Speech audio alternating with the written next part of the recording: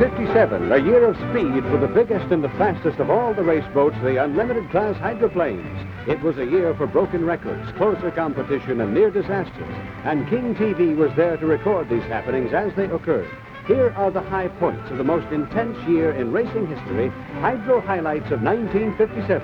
To introduce these films is the sports director of the King Broadcasting Company, Bill O'Mara. Thanks, Mike.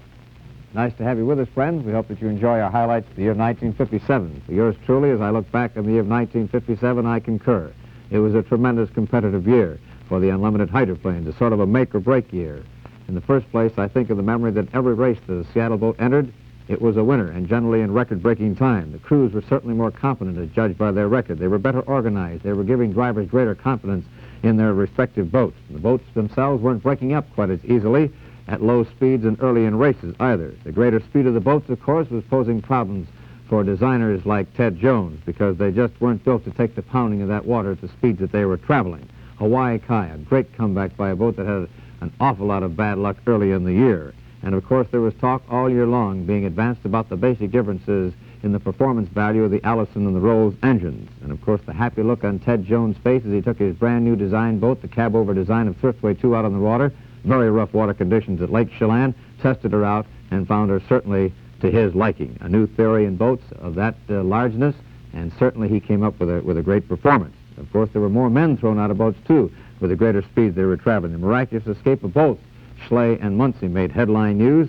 The great ability of Jack Regis to overlook his own racing plans to stop to help out a fellow competitor on the Detroit River, and the same goes for Miroslavak in Miss Wahoo at the Governor's Cup when he helped our good friend Bill Muncie. Yes, truthfully, the year of 1957 was a year of great competition, of great skill indeed, and we can look forward to more of the same in the year of 1958. Suppose we go back now and take a look at the first race of the season, the Apple Cup at Lake Chelan, May 5. Now, between the two, the people on the shore don't realize that Wahoo must make an extra lap. Maverick is out in front. Not by much, but she's out in front. Over the line. End of lap 9. 1 second difference between the two boats. Maverick in first, Wahoo in second. But Wahoo has an extra lap to go. And now Wahoo goes out after him. He'll have no way of knowing until he comes around and doesn't get the checkered flag that he must make an extra lap. Unless he realized there when he turned down inside the 1,000-foot mark at the gun. The rain is beginning to come down a little bit. It is Wahoo hot after. And it looks like Maverick will take all the marbles if he can last. Meanwhile, the Hawaii Kai is sitting dead off the top of the west turn. And fast work by the crane. Here's your lead boat going into the turn for the 10th and final time. And Wahoo coming after a real great. Wahoo will have to go an extra lap. And it could be tough to see in this dark weather. All right, here we go. A hot streak now down this line. They've got to come up with a checkered flag for the lead boat, but they've got to give that other flag, the green and white flag, to the second place boat. There's your winner, Maverick. In that race at Chelan, it would seem that Maverick had shed that bad luck jinx that she'd inherited in the year of 1956. But by the same token of racing luck, her sister ship, Shanty One, driven by a very competent boy known as Rush Schley, she seemed to come in for her share of bad luck. Shanty One, driven by Colonel Rush Schley, had all...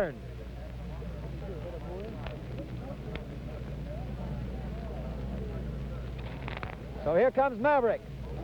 Ooh! Wahoo! Spun out. And she's dead. Now there are two boats left. Maverick in first place at the end of the second lap. As Jack Regis is calling for help, not for himself, but for Colonel Rush Schley. And meanwhile, the race comes on. And he's evidently signaling to him that he's hurt. There, right to the left of the boat. Colonel Rush Schley. As the boats go outside him, and we're very careful going around. Colonel Rush Schley getting closer with Wahoo in second place now. 1 lap plus 7 seconds behind. Colonel Rush Schley has reached his boat. He evidently was thrown out And he's back up on the boat.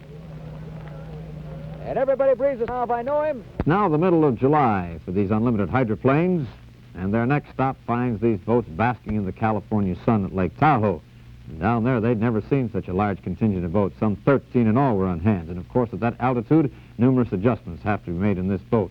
In fact, in all the boats that are down there. And one of the boats that seemed to be well prepared was that of the Miss Wahoo. And along with... And here comes Miss Slipway. Miss Slipway is in the middle, moving out. Miss Slipway, Hawaii Kai. And it's Miss Slipway across the line first. Followed by Wahoo. Followed by, over the sway over there. Miss Seattle. Hawaii Kai is way back. And Gale 6 and Gale 5. In that order, Bardol is in between the two Gale boats as they go into the south corner. Now, who's going to... Coming out of the north corner, we have the boat that is leading, and that boat that is leading is Miss Slipway. Miss Slipway out of the north corner, getting ready now. Here comes the Rooster Tail, kicking high. She is now a quarter of a mile away from the finish, coming down there real hard. Miss Slipway getting ready to hit the 1,000-foot mark. This is the third and final heat, as Miss Seattle is having tough time on the far side, and Wahoo goes past her and goes up the backstretch. Here comes the winner of the third heat, Miss Slipway. Over the line goes Bill Muncie in Miss Slipway. 10 laps.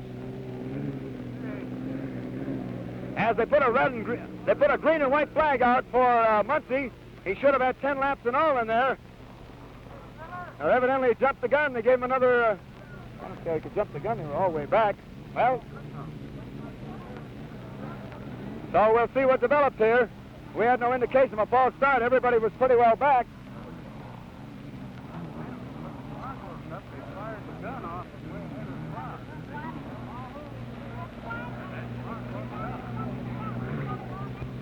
Slipway and Miss Seattle jumped the gun. Slipway and Miss Seattle jumped the gun. They have to go an extra lap. So Wahoo will be the winner. Here comes the winner, Miss Wahoo. And the confusion caused by lack of proper help has been remedied with the rules stating that there must be X number of people on hand at all times for the races. Well, speaking of the races, after Lake Tahoe, all the hydros headed for Lake Washington. You know what happened up here, Seattle's Gold Cup race on August 11th. 21 entries in all. That was a record number. But, of course, by race day, only 14 were eligible to answer the starting gun. This was the 50th running. This was the Golden Gold Cup, and nothing was overlooked by the committee to make it, frankly, the biggest regatta ever run. By the rules of the Gold Cup, a necessary and very exciting portion of the Gold Cup scene is the running of qualifications, which take place the week prior to the actual running of the race. And on those qualifications and during that week... Running the third and final time around the course in her qualifying effort, 116.13 miles an hour the first time around. Her second time around, 117.39 miles an hour. The record for three times around this course, 119 miles an hour, set by Joe Taggart. Slow motion 4. Halfway through the south corner now goes Bill Stead in Maverick as he moves off the fourth buoy now in the south corner, approaching the exit buoy and heading up the backstretch. Watch the Rooster Tail kick high now as Al Smith on our 60-inch lens gives you a picture of her. She comes up the backstretch with the sun glinting on the Rooster Tail. Now he has her under full bore. Bill Stead running not quite so hard this third time around the course, but they really have the boat in shape halfway through the backstretch. This boat was originally built to crack the straightaway mile record. She runs real well. And now they've made some changes in her, and she runs real well in the corners. Watch Stead as he approaches the deceleration point of his third time around the course. Past that deceleration point and in on that first buoy, and brother, he doesn't bend off too much. He's driving extremely wide, but brother, he has that full bore on all the time. She detonated and popped on him just a little bit coming around this buoy the first time, but he has the thing pretty well under control. His buoy turn off the fifth and final buoy. Now here's the run for home on his third and final time around. Maverick getting the checkered flag with Bill Stead at the wheel. 500 feet. Over the line. In that qualification effort for the Allison engine with Bill Stead at the wheel of Maverick. More excitement took place on Friday, however, when... Way 2, Hawaii Kai, Miss Bardol, and Miss US 1. They are still working on US 4, and Miss Sunny is still to be heard from. Whiskey is still to be heard from, and so is Such Crest 3. There's a fire evidently started on Breathless 1. Whether it's a stack fire or not, let's see if Roger can handle it. Roger's in the water. Roger goes into the water and is evidently over on the side. You can just barely see him over on the far side. The Coast Guard boat is coming to him, and the helicopter is hovering overhead, and they may be going down. They're going down and rescue him. It's a funny thing, but the Coast Guard put on a demonstration out here right in front of the official buoy just about an hour ago, picking up a man from the water. Here you see. Race day, real excitement, and everybody's on hand, either watching at home or at shoreside. The first thing that Neptune does when he hits port in the world as far as sporting events are concerned. Wish you all could be here. Thanks, Bill. Thank you very much. With me to my left is the grandfather of all three-point hydroplanes, the man who designed them and makes them go. But just now, for a minute, let's go down to Dick Ross and talk to Jack Rager's $1 million worth of boats, engine, and equipment are the fastest hydroplanes ever to perform on the water anywhere. Again, this field consisting of Thriftway, the defending champion, Shanty, Gale 5, Breathless, Maverick, Short Circuit, and Hawaii Kai. 6 of those 7 boats have completed a total of 60 miles. They are in contention for the gold cut. And we are certainly definitely coming around now to a point where we have everybody shaping up. 2 of the boats are cutting across the infield, coming down here real tight on the inside corner. The defending champion, Miss Thriftway, is in the middle. Hawaii Kai is right next. And we have the Maverick on the inside corner. And they are pretty well braced away as Maverick is on the inside and going very nicely. They're over the line. Here comes Miss Thriftway on the outside corner. She was flipped across the field, taking no chances at all. We will have to wait and see if there was anybody jumping the gun on that start. We'll wait for the official word. We're now moving into the south corner on the first of 10 times around the course. So we have Thriftway moving into second place. Maverick is first. The Gale 5 is running way wide over by the buoy line, 3/4 of the way up the backstretch. And here comes Maverick out of the corner. She's out in first place now with the Hawaii Kai dead in the north corner. So Maverick is your leader, coming down to the wire now, getting ready to start her 10th and final lap after running in second place for 8 solid laps. Starting the 10th lap is the Maverick, running in first place. But she's way behind on total elapsed time. Let's see how close she comes as Muncie, the defending champion, moves up into second place with the malfunction of the Gale 5. The Short Circuit has just passed us. She's still in 6th place, and the Breathless is in 7th as the Miss Thriftway comes down now. And the Miss Thriftway is moving real easily, trying to pick up a repeat win on her championship of last year. The Shanty comes across the line, and she is now in 3rd place. Thriftway is 2nd, Shanty is 3rd. Gale 5 is still crawling around on the outside, but it looks like she's going to go over to the pits. Gale 5 has dropped out of it. So 1 out of the 7 has quit. In fact, 2 out of the 7 have quit as Hawaii Kai is dead in the north corner. Moving up the backstretch is the Maverick. The Maverick moves to the 3/4 point of the backstretch. She is in 1st place, and in 2nd place is Miss Thriftway. And Miss Thriftway is in her 10th and final lap, and so is your leader, Maverick. As the rest of the field stretches out, and we have a lapping occurring on the 7th place boat, Breathless, with Miss Thriftway moving to the outside, 3/4, about a halfway up the backstretch, as the Gale 5, with Roy Derby at the wheel, keeps limping around out here, and the Gale 5 has now slipped to 4th place. The Breathless is still running, what would make her 6th place now, in the Short Circuit in 5th, as we have Hawaii Kai out of there, and the Gale 5 is still moving a little bit. So 1 out of the 7 is out there, and Miss Thriftway goes by Breathless and laps her just at the approach to the north corner. And the Maverick is having trouble. She's swinging fairly wide, but I don't think that she'll come down. Now there she is. She's picking up real hard. Here she is coming down, ready to get the checkered lap. And the Miss Thriftway is running in 2nd place. Maverick over the line. Winner of heat number 3, Bill Stead. And we hear some of those Texas guns, the Bill Wagner's group down here, whooping and hollering it up. Here comes your 2nd place boat, the defending champion, taking 2nd place in this 3rd heat. Miss Thriftway getting 2nd place. Old driver Bill Muncie and the defending Gold Cup champion Miss Thriftway played a nice, cautious, tight, safe race. Saved his boat, came in a safe 2nd behind Maverick. Set a new course record for 90 miles on a 3-mile course here at Lake Washington, averaging out at 101.97 miles an hour. And if you don't think this boy isn't happy, Take a look at Bill Muncie and his crew, Miss Thriftway, as he gets into dockside, and they have a real Plane racing. We have seen certainly a lot faster time, and you've mentioned something very pertinent, I think, the fact that more boats are surviving. They're really ready to go.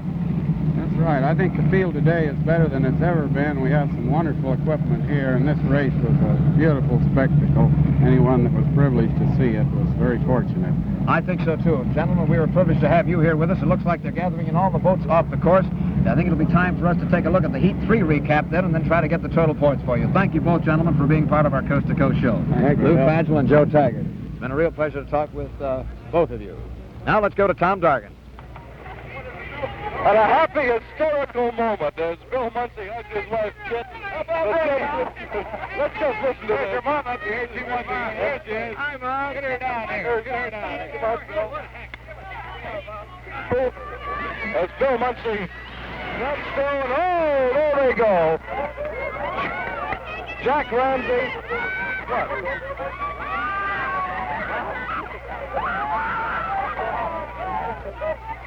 The whole piling in. I'm sure you can understand that this is one of the fabulous winning streak of a boat that was to become, believe it or not, 1957 national champion. More of that later. For Jack Regis, the driver, for Hawaii Kai, and for the crew, the former Slow Motion 4 crew, this was a make-or-break race, this Silver Cup race. And of course, it carried the added impact. The Detroit people were shocked after their bad licking in the Gold Cup. They were determined to come back, too, on the unlimited hydroplane scene.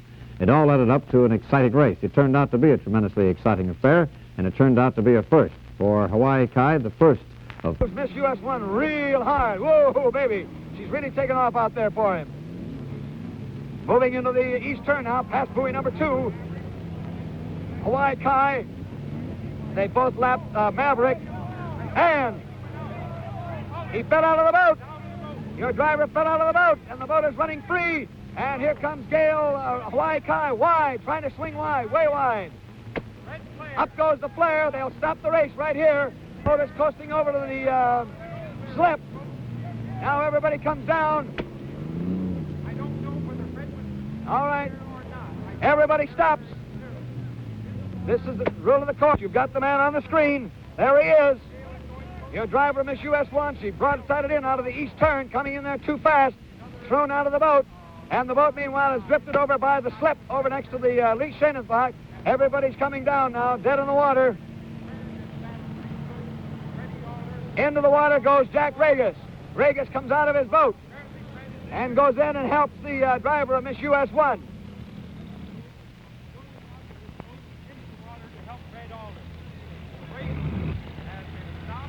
Here comes the move out of the north corner for your lead boat, Hawaii Kai, as she's coming around on her 8th time around the course. Hawaii Kai, who had a first-place finish and had the fastest heat time, 16 minutes, 23 and 4/10 seconds, is now coming down to the line, 500 feet away, at the end of her 8th lap, running number 1. Maverick has gone by breathless in 7th place, and the 3rd place... Next stop along the hydro scene came at Washington, D.C. in the President's Cup. And after a day of running, we found that Shanty won, Miss Thriftway, and Hawaii Kai each won 2 of their elimination heats. But Sunday morning, in a test run, Shanty 1 was totally demolished, and driver Rush Slade badly bruised when the boat hit a wake at high speed. So this set the stage for a duel between Thriftway and Hawaii Kai, but Thriftway tore the bottom off her port sponson in the first lap and was forced to coast around the course. Hawaii Kai breezing around, giving her 2nd straight win. Later on that afternoon, Hawaii Kai racked up her 3rd win by downing all comers in the Rogers Memorial Trophy race, the American Speedboat Championship. The following week found our unlimited hydroplane friends churning up the waters of the Ohio River looking for extra points for the national championship. They'll be going for the Governor's Cup at Madison, Indiana.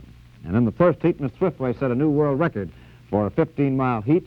It amounted to 112.312 miles an hour.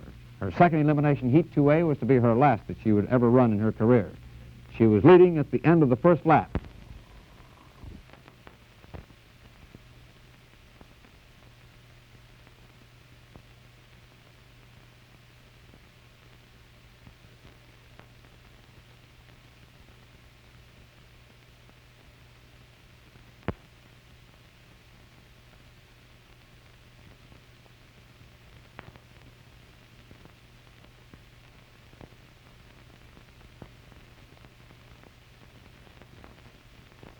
in slow motion. Watch carefully. Bill goes out of the boat to the left, and the seat goes out with him.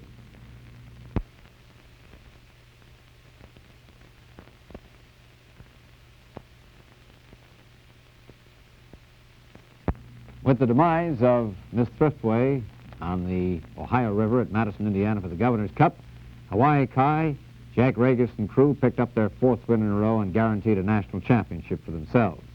And so we came to the final week of the 1957 Unlimited Hydroplane campaign, and we found that October 12th and 13th found this to be the closest contest of all as far as any one particular race was concerned. Darkness coming early and fast at Lake Mead, Nevada, and by late Sunday afternoon, everyone realized that the third and final heat of the Sahara Cup was going to be run not in twilight, but virtually in total darkness. Watch this tremendously exciting duel between Hawaii Kai and Thrift. On real hard.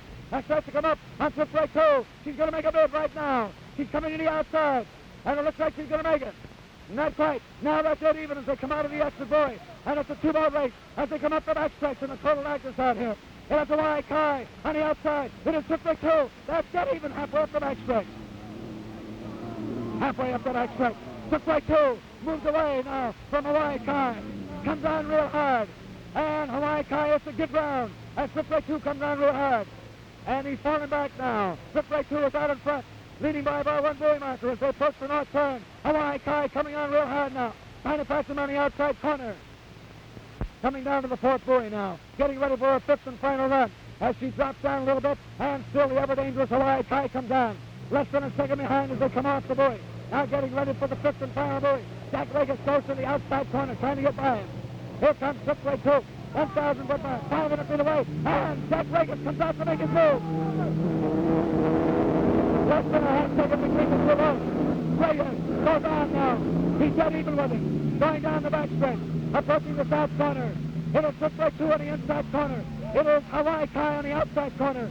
As they go into the south corner, Regis came to the outside corner to make his move, to try to get around Thriftway 2, but he has to drive real hard to go the long way around. Thriftway 2 staying on the inside corner now, not giving ground. Hawaii Kai goes to the outside corner, falling just a little bit behind. There's less than a second behind them between the two boats. It is Thriftway 2 on the inside corner. It is Hawaii Kai on the outside. They'll be lapping on the outside. And it looks like Hawaii Kai on the outside corner. Coming up now, trying real hard to take over. A lapping by both boats on Fascination as they come out of the south corner on the 5th and final time around the course. Hawaii Kai on the outside corner.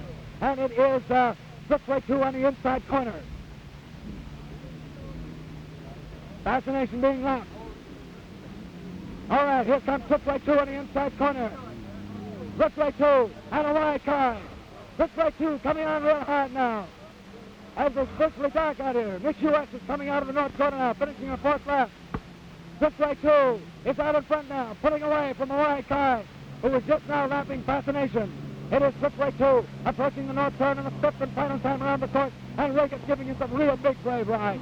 Comes on real hard now. Comes up on him real hard. Thriftway 2 out in front now, leading by about a second and a half as they come in on the turn for the 5th and final time. Less than a second difference between the two boats. It is Hawaii Kai now trying to move to the inside corner. And it is, here comes Thriftway 2 coming over now, coming down, less than a second behind. And Thriftway 2 and Hawaii Kai, less than a second difference. It is Thriftway 2, the winner, followed by Hawaii Kai. For the Hawaii Kai, the Sahara Cup win marked her 5th straight along the unlimited hydroplane circuit for the year 1957. It marked her as truly an exceptional and outstanding boat. The Hawaii Kai crew, as a matter of record, is crewed by men who have been formerly associated with the Slow Motion 4 and the 5, headed up by Mike Welch. And as far as her driver is concerned, a young man from Livermore, California, sent up by Edgar Kaiser, her original owner.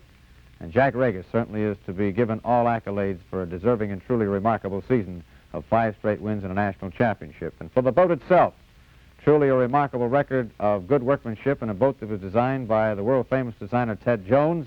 Hawaii Kai stood up where others failed, where Miss Thriftway fell apart.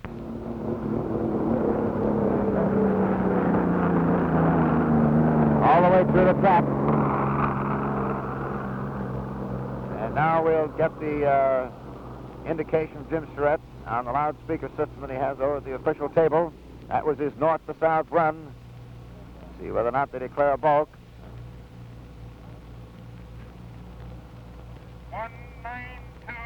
192.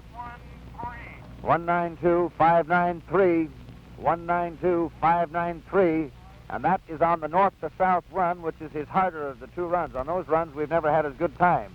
Unlimited hydroplane racing in this area is truthfully the major league sport.